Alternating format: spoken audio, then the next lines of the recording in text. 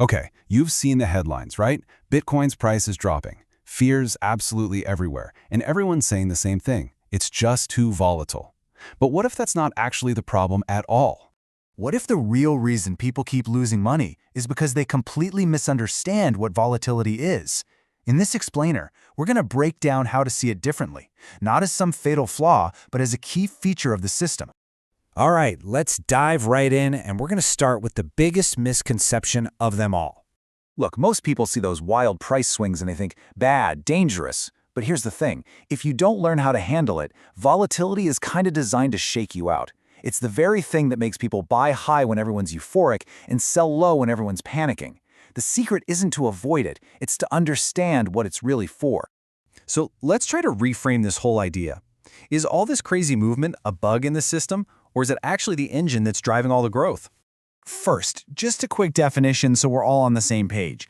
Annualized volatility is really just a fancy way of measuring how much an asset's price moves around. But big moves don't necessarily mean instability. They signal energy. Think of it like a sign of life, of vitality. Now take a look at this. Bitcoin's annualized volatility is sitting around 54%.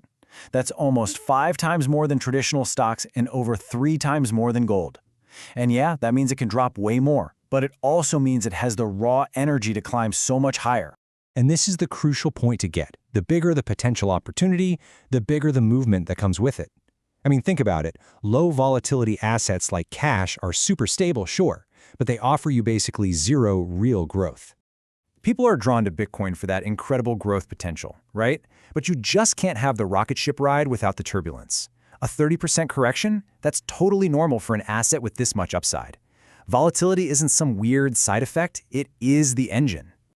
This quote from Michael Saylor just frames it perfectly. Volatility is vitality. That movement is a sign of life. You don't want to be investing in a dead asset, do you?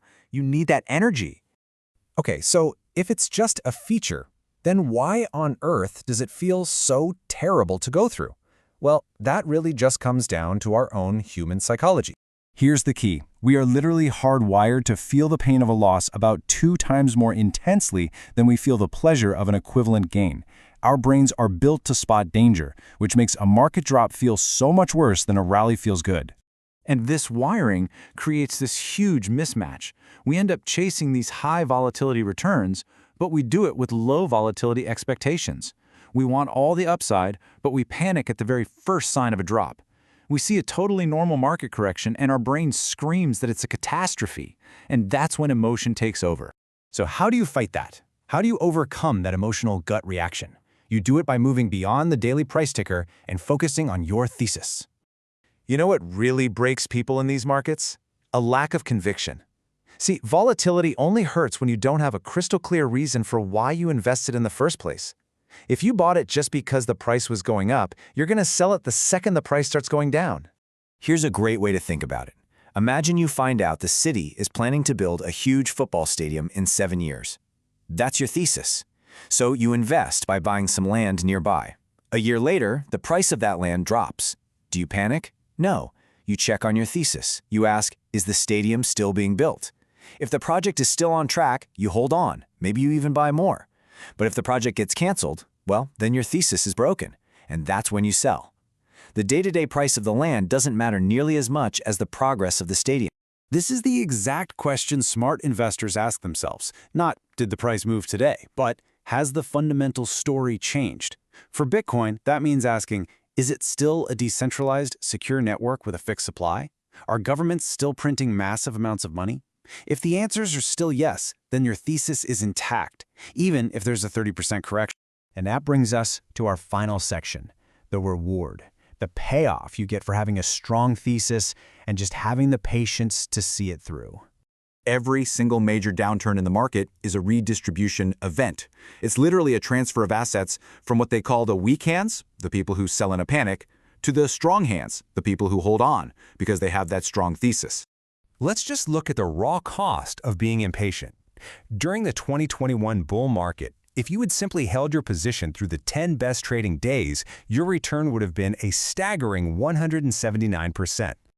But what if you got scared? What if you tried to time the market and you missed just those 10 best days? Your return would have flipped to a 43% loss. The best days in the market often come right after the absolute worst days, which makes trying to time it almost impossible. This data really drives home a crucial point. In a volatile market, trying to time the tops and bottoms is a losing game. The system is set up to reward endurance. Ultimately, the market is just really good at shaking out people who are just renting the price. You know, the ones staring at the daily chart without any deeper understanding. It rewards the people who own the protocol, the ones who have a real thesis and true conviction in the underlying asset itself. So the market is going to keep on redistributing wealth from the impatient to the patient. That's a given. The only real question is, which one of those are you going to be?